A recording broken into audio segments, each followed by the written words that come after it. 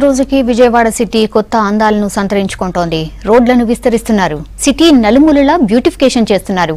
అందమైన మొక్కలు, రోడ్ల ఇరువైపులా చెట్లతో కొత్త కొత్త హంగులను సంతరించుకుంటున్న సిటీకి తగ్గట్టుగా ఇళ్లు కూడా ఇప్పుడు అమాంతం పైకి లేస్తున్నాయి. రోడ్డుతో పోటీ పడి ఎత్తు పెంచుకుంటున్న విజయవాడ ఇళ్లపై ఫోకస్.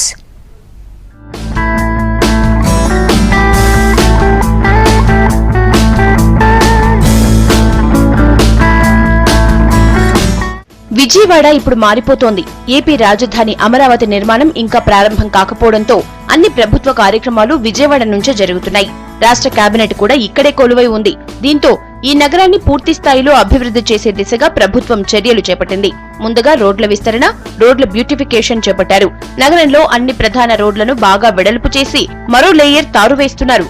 దీంతో రోడ్ల పక్కనున్న భవనాలు 2-3 అడుగుల కిందకు వెళ్లిపోతున్నాయి. రోడ్ హైట్ లేవటంతో ఇళ్లకు అనేక కష్టాలు వచ్చిపడ్డాయి. వర్షపు నీరు, డ్రైనేజ్ వాటర్ ఇళ్లలోకి వస్తోందని అంటున్నారు. ఒక అడుగున్నర లోపలికి ఉండేది మా బిల్డింగు. దానివల్ల ఏమైందంటే కొద్దిగా వానకైనా సరే నీళ్ళని ఇక్కడ ఆగిపోయి 2 రోజులు అట్లా. అలానే డ్రైనేజీ పొంగిపోయినా కూడా ఎదురుతనేసి బాత్రూంలు ఉపయోగపడే కావు. సో ఈ 2 ప్రాబ్లమ్స్ బయటపడాలంటే ఇది ఒకటే మార్గం అని.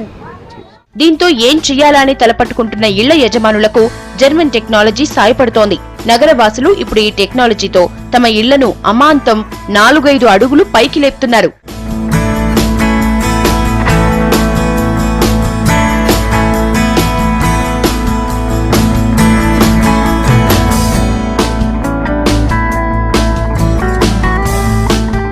ఇంటి చుట్టూ పునాదుల వరకు తవ్వి బేస్మెంట్ వద్ద హైడ్రాలిక్ జాకీలను అమర్చుతున్నారు.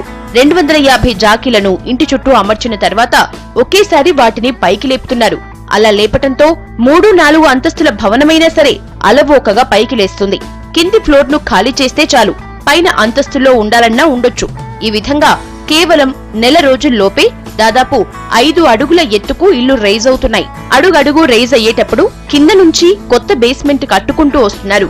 ఈ టెక్నాలజీ ద్వారా ఇంటిని పైకి లేపే క్రమంలో ఇంటి గోడలకు కాని, పిల్లర్లకు కాని ఏమాత్రం డ్యామేజ్ జరగదని, ఇంటి లైఫ్ మరిన్ని సంవత్సరాలు పెరుగుతుందని కాంట్రాక్టర్స్ చెప్తున్నారు. 300 జాకీ 33 మంచి ఇక్కడ అన్ని మంచి ఇక్కడ వచ్చి కింద వెళ్ళిపోయి బ్రిక్స్ కింద వెళ్ళిపోయి 2 ఫీట్ కింద వెళ్ళిపోయి వాల్ కట్ చేసేసి అక్కడ జాగి పెట్టేసి అక్కడ నుంచి పైకి లేపోయి ఇప్పుడు 4 ఫీట్ ఫినిష్ అయిపోయింది. మాకు ఇప్పుడు 5 డేస్ మాకు పని ఉండేది. ఇప్పుడు ఏం క్రాక్ ఏం లేదు. అన్ని ఊర్లో చాలా ఊర్లో మాకు పని చేస్తారండి. కాశ్మీర్ టు కన్యాకుమారికి మాకు పని ఉండేది. ఈ విధంగా చేయడానికి తమకు 15 రోజుల పాటు అసౌకర్యంగా అనిపించిన 6 లక్షల రూపాయలు ఖర్చైనా తాము పడుతున్న ఇబ్బందులతో పోల్చితే ఇవేమీ లెక్క చేయనక్కర్లేదని యజమానులు చెప్తున్నారు. ఇల్లు కొత్తగా ఉండి దానికి లైఫ్ బాగా ఉన్నప్పుడు ఇదొక్కటే మంచి సొల్యూషన్ అంటున్నారు. నమ్మగలము, చేయించుకోవడానికి అవకాశం ఉందని వెళ్ళి సైట్లో చూసి అప్పుడు బాబు గారిని కాంటాక్ట్ చేసి బాబు గారు కూడా చూపించారు. దీనివల్ల మాకు మేము అగ్రిమెంట్ ఇస్తామండి, ఏదైనా డ్యామేజ్ అయినా కూడా మాది బాధ్యత అని ఒక నమ్మకం కలిగించారు. ఒకరితో ప్రారంభమైన ఈ హౌస్ లిఫ్టింగ్ ఇప్పుడు సిటీలో చాలా చోట్ల కనిపిస్తోంది. ఏ మాత్రం ఖర్చు పెట్టగలిగే స్తోమత ఉన్నా తమ ఇంటిని పైకి లేపే ప్రయత్నం చేస్తున్నారు. రోజుకు 1-2 వచ్చి డేట్లు బుక్ చేస్తూ ఉండగా ప్రజలు తండోపతండాలుగా వచ్చి ఈ వింతను చూస్తున్నారు. చాలా బాగుంది.